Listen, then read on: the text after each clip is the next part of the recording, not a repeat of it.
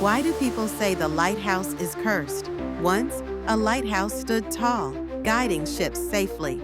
But one stormy night, its light went out. Ships got lost, and people said it was cursed. But here's the twist. A clever seagull had made a nest on the light, blocking it. The lighthouse wasn't cursed. It just needed a little help.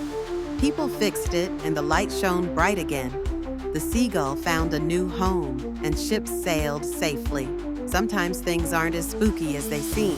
Hit the like button, subscribe, and leave a comment to support us.